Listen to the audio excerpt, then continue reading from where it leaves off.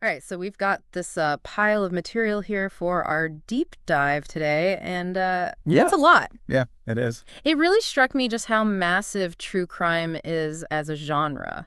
I mean, it seems Oh, like it's been around forever just looking at crimes. The people caught up in them and trying to figure out what makes them tick. that's it. Yeah, and I think what's really interesting about these sources is how they show just how many different shapes true crime can take. Hmm. I mean, we've got books, obviously, magazines too, but then there's this whole explosion on TV with all the true crime series and Yeah, documentaries. for sure. And then, of course, the digital media side of things has just blown up, Mhm. especially with podcasts and online videos. Yeah. It's really changed how a lot of people experience these stories. What I find fascinating is how some of these formats really zero in on one case. Like it unfolds over time. Right, right. And others are more like anthologies. You get a bunch of different stories, kind of a wider view. Yeah, yeah. And speaking of podcasts, it's like just a few years ago, they were barely a thing, and then boom, Serial hit. And everyone was talking about it. Oh, yeah. Serial was a total game changer. I mean, it wasn't just popular. It like smashed records on iTunes, 5 million downloads faster than any podcast before. And I think that kind of opened the floodgates, for all the true crime podcasts that followed. Right, right. And one thing that really jumps out from the research is just how much women are into true crime. Oh, yeah. The numbers consistently show a really strong female audience, which is really interesting. I think we should maybe come back to that later. Yeah, definitely worth exploring, but it definitely shows this isn't just a passing fad. And these sources also talk about the real world impact, how true crime can actually change things. Oh, for sure. I Mm. mean, some of these stories, they really grab the public's attention, and sometimes it feels like they even make us question the whole legal system. Right, yeah, it makes you think. And there are definitely cases where all this true crime attention has changed things, like how people see a case, or even prompted the authorities to take another look. Exactly. But it's not all positive, though, right? I mean, there are some pretty big criticisms leveled at the genre, too. Oh, yeah, totally. Like sometimes it feels like some of these stories get a little too sensationalized. Mm. They really play up the gory details. Yeah. And then there's the whole issue of, the victims and their families, how all this must affect them. I mean, it could be really painful, especially if the focus shifts too much to the perpetrator or, if the facts get twisted to fit a certain narrative. That's such a crucial point. Hmm. Creating media about these often really tragic events without even thinking about the families involved or getting their consent. I mean, that can cause real harm. And, sometimes in that effort to make a really gripping story, important context gets lost or speculation gets presented as fact. Right. So as we get deeper into this, it's really important to remember that this genre, it's got a lot of layers and a long and kind of complicated history. Okay, so let's rewind a bit. This whole fascination with true crime, it's obviously not new. Where does it all begin? What are some of the earliest examples you found in your research? Well, if we go way back, like way, way back, one of the earliest examples I came across is from China. It's from the late Ming Dynasty, around the turn of the 17th century. Wow. There's this book called The Book of Swindles by Zhang Yingyu, Okay. and it's basically a collection of stories about alleged fraud cases. Hmm. And what's interesting is that it seems like people were really drawn to these accounts of deception. It makes sense. And then there's this whole other genre in China called court case fiction. And one of the most famous examples is cases of Magistrate Bao from the 16th century. Okay. And these stories often mixed fictional elements with narratives that were inspired by real legal cases. Well- So, even way back then, there's this connection between real-life events and this urge to tell compelling stories about crime. Wow, that's way earlier than I would have guessed. Hmm. So what about Britain or Europe? When do we start to see something that looks more like true crime writing there? Yeah, so in Britain especially, between like 1550 and 1700, you see this real surge in what we could consider early forms of true crime reporting. Literacy was on the rise, printing was getting cheaper, and suddenly you have these pamphlets, broadsides, Yeah. Basically single sheets of printed news, and these little books called chapbooks. Okay. And they were popping up everywhere, all focused on murders and other high-profile crimes. Mm-hmm. And what's interesting is that they came in different styles. Some were super graphic and sensational, really trying to shock people, Gotcha. while others had this more moralistic tone, Hmm. trying to teach a lesson from the crimes. So kind of like the early versions of tabloids and cautionary tales all rolled into one? Yeah, exactly. Yeah. And, you have to think about who was reading all this stuff. It was mostly the artisan class and above, Mm-hmm. people who could read and had some extra money to spend on these publications. The very poorest folks probably didn't have access. Yeah, that makes sense. But even they weren't completely left out. The common people got their dose of crime through ballads, songs that were often posted in public places. Mm. And some of these ballads were actually told from the perspective of the criminal, which is pretty wild when you think about it. Yeah, that is interesting.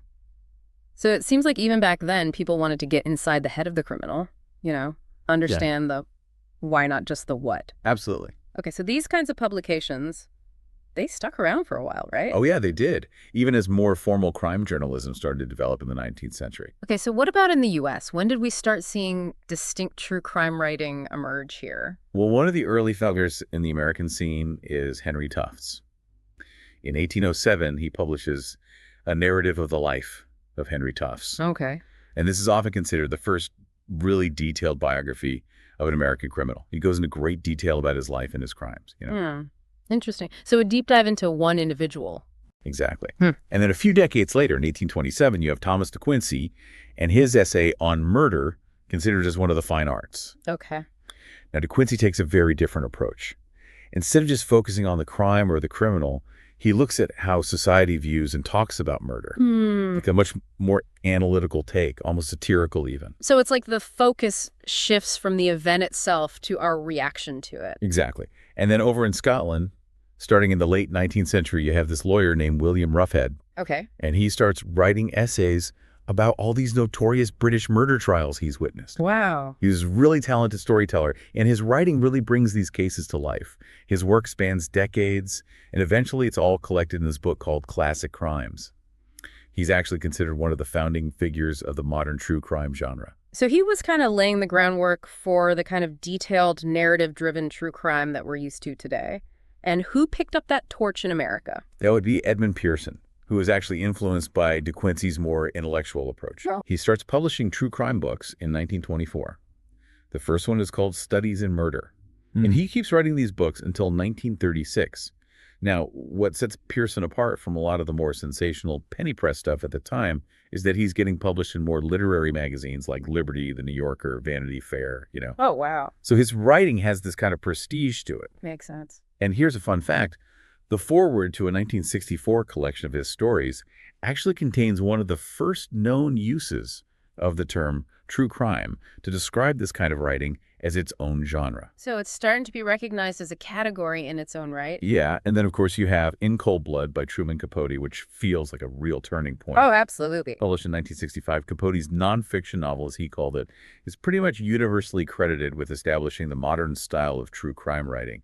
He combines all this meticulous research with the techniques of a novelist to tell the story of a real crime. And it's a huge success. I mean, it really pushes true crime into the mainstream and shows just how much money there is to be made in this genre. Okay, so we've got a sense of the history. Now let's look at the different forms true crime takes today. We talked a little bit about magazines earlier. Are they still a big part of the picture? Well, they definitely had their moment. The first true crime magazine, True Detective, comes out in 1924. Okay. And it was known for its pretty straightforward, factual accounts of crimes and how they were solved.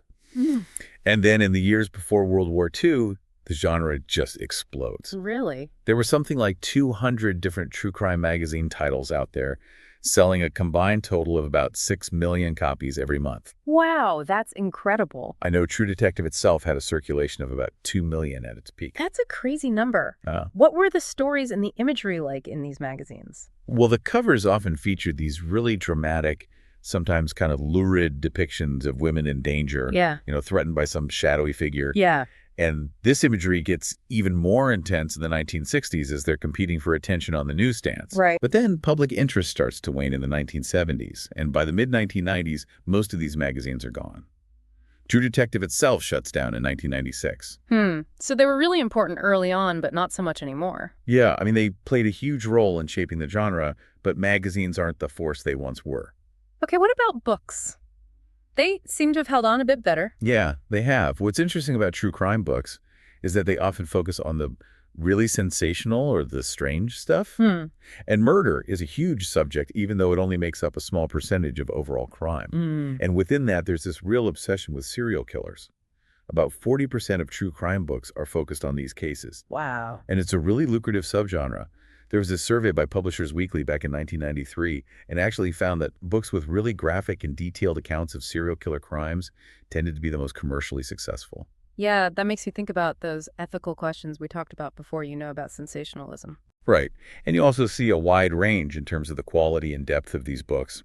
Some are rushed out to capitalize on a recent event, those instant books, and they don't always have the most thorough research. Right. But then others are the result of years and years of dedicated investigation, and they can actually achieve real literary merit. Norman Mailer's The Executioner Song from 1979 is a good example of that. Oh, yeah. It was the first true crime book to win a Pulitzer Prize. Wow, so that really kind of elevates the genre in a way. It does. Yeah. What are some other true crime books that really stand out to you, either because they were super influential or just massive bestsellers? Well, In Cold Blood is an obvious one. Of course. And then there's Helter Skelter. Oh, yeah, by Vincent Bugliosi and Kurt Gentry. That one about the Manson family murders. It's still the best-selling true crime book of all time. That's incredible. And Anne Rule was a really prolific and popular author. In the genre, she wrote The Stranger Beside Me about Ted Bundy, Oh, really? and Small Sacrifices about Diane Downs.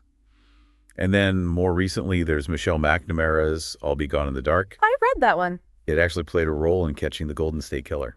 Yeah, it's crazy how that happens sometimes. And then there's Eric Larson's The Devil in the White City, which is a really fascinating book that weaves together the story of the 1893 Chicago World's Fair with the crimes of H.H. Holmes. Oh, wow. I haven't heard of that one. It's really good. And it's worth noting that in the 21st century, we've just seen a huge increase in the number of true crime books being published. Why do you think that is? Well, part of it is just how easy it is to repackage and re-release information these days. And some authors are publishing multiple books on very similar topics. And of course, as we've discussed, the majority of these readers are women. It is interesting how that female readership seems to be a constant across all these different forms of true crime. So what about film and television? How has true crime been portrayed on screen? True crime documentaries have really exploded in popularity over the past few decades. Yeah. Errol Morris's The Thin Blue Line from 1988 was a real game changer. Oh, yeah, I've seen that one. It actually had a direct impact on the case it covered. And a lot of true crime documentaries use reenactments to help tell the story visually, although some filmmakers prefer to just stick with archival footage and interviews. Right. It's also interesting to note that in the early 1990s, Hong Kong had this boom in true crime cinema. Yeah. You had everything from really graphic films based on notorious serial killers to more mainstream stuff, like Jackie Chan's Crime Story, which was actually inspired by a real kidnapping. Wow, so pretty wide range. Yeah, definitely. Yeah. And then here in the U.S., we've seen the rise of entire cable networks dedicated to true crime investigation. Discovery is probably the most famous example. Oh, yeah. And Oxygen actually completely rebranded itself in 2017 to focus solely on true crime programming. They were seeing so much success with shows like Snapped. Before that, you had Court TV, which had a lot of true crime content alongside its legal coverage. And that kind of programming has continued to find an audience on networks like the Justice Network, which is now called the True Crime Network. Right. And of course, streaming services like Netflix have gotten in on the action in a big way. Oh, yeah. The massive success of Making a Murderer in 2015 led to a huge increase in their investment in true crime documentaries and series. Yeah, Making a Murderer was a phenomenon. Everyone was talking about it. What are some other true crime documentaries that have made a big impact or gotten a lot of attention? Well, there's the Paradise Lost trilogy about the West Memphis Three. Okay.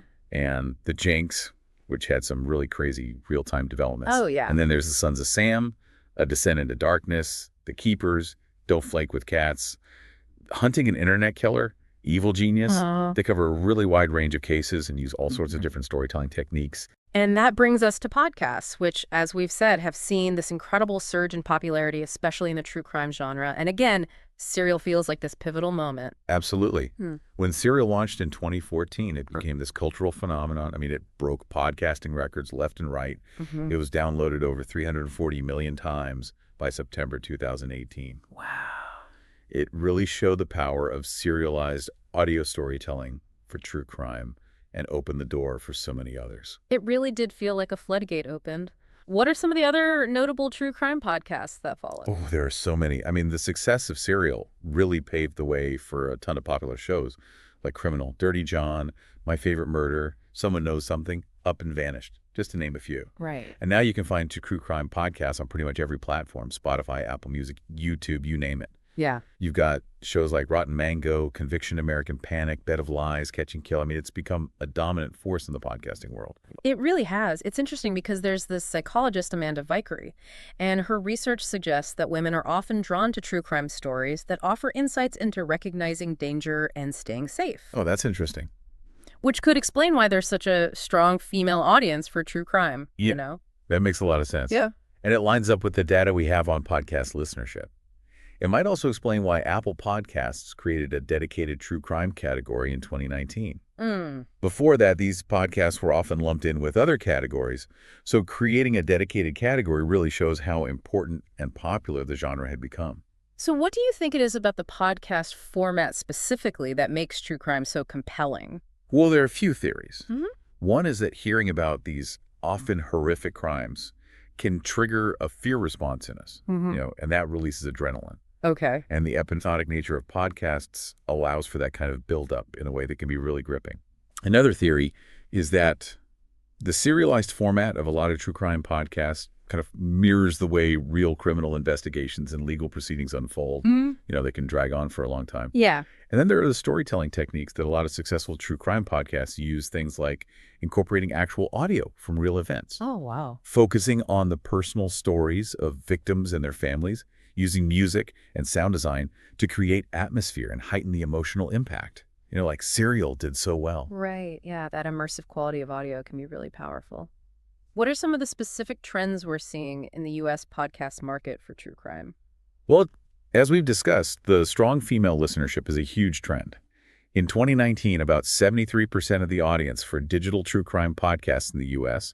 identified as female. Wow. And research from that same year showed that over 90 million people in the U.S. were listening to podcasts every month, and about 28% of them were interested in true crime. By 2020, a lot of the top 50 most listened to podcasts in the U.S. were true crime shows like Crime Junkie and My Favorite Murder, consistently ranked really high, along with shows like Serial and Criminal that have been around for a while. Yeah. And overall as a genre, true crime was ranked third in terms of total listens, behind only comedy and news. Wow. And the growth has been insane. Between late 2019 and mid-2022, the number of true crime podcast listeners saw the biggest percentage increase of any top podcast genre, a whopping 66% jump. That's huge. It's wild. And it's also worth noting that while true crime podcasts only make up a small percentage of all the podcasts out there, they accounted for over 20% of the top podcasts of 2021 lists, which shows how popular they are. So they really punch above their weight. They do. Yeah. And what about in other parts of the world? You mentioned Australia earlier. Yeah. Well, they've seen a big appetite for true crime podcasts, too. In 2017, about 30% of Australian podcast listeners had listened to true crime, and by 2019, that number had jumped to 44%. So it really is a global phenomenon. It is, with certain regions and certain groups of people being particularly drawn to it. Okay, so we've explored the history, the different forms true crime takes. Now let's talk about its impact. It's obviously more than just entertainment. It can have real consequences in the world. Oh, absolutely. True crime media can have a tangible effect, both on the specific cases they cover and on us as the audience. We saw that with Making a Murderer. Yeah. It sparked all this debate and even became a topic of study in law schools. It really raised questions about the justice system. And then there are cases where true crime coverage seems to have directly influenced what happened, like Robert Durst's arrest after The Jinx aired. Yeah, those are some pretty major examples of real-world impact. But what about broader societal effects? I mean, does engaging with true crime change how we see the world in a more general sense? Research suggests it might. There was this study from 2011, and it found a correlation between watching nonfiction crime shows and having a greater fear of becoming a victim of crime. It also found a link with increased support for certain things in the criminal justice system, like the death penalty. Okay. But at the same time, it was linked with decreased trust in the system overall. In Australia, there was this noticeable increase in crime reports that led to charges between 2012 and 2017. And some people think that's partly due to the fact that true crime podcasts were raising public awareness and interest in crime. So it can really shape our perceptions and attitudes toward crime and justice. We talked briefly before about the criticisms around respect for victims, and that seems like a really important point to come back to. It is. There are some valid concerns about whether some true crime stories end up focusing more on the sensational aspects of the crime or the personality of the criminal. Yeah. And that could be at the expense of the victims and their families. And creating and consuming true crime media without the consent or involvement of the victims' families can be really hurtful and re-traumatizing. Right. And then there's the question of how accurate these stories are. Are we always getting the full, unbiased truth? That's a crucial question. The accuracy can vary a lot depending on who's creating the content and what their approach is. Some true crime works are incredibly well researched and they really strive for journalistic accuracy. Yeah. But others might play a little loose with the facts or present theories that are very speculative. Yeah. And even the stories that are based on facts, the choices a writer makes about what to include and what to leave out can really shape the narrative and how the reader understands it. Right. There are even examples of works that are marketed as true crime but actually blend factual accounts with fictional elements. Hmm. Like some people have questioned the accuracy of certain details in Capote's In Cold Blood. Mm. And his later book, Hand-Carved Coffins, even though it's subtitled as a true account, is known to have some fictionalized parts. Mm.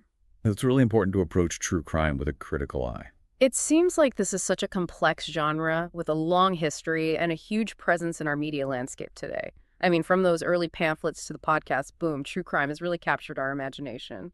Yeah, it has. It's a genre that can both entertain us and make us think in a deeper way about crime justice, the complexities of human behavior. Yeah. You know. Right. So for all of you listening out there, think about this. Given how true crime can affect our fears about crime and our views on the justice system, how does your own engagement with these stories shape how you see the world? It's definitely something to ponder. Thanks for joining us on this deep dive. Thanks for having me.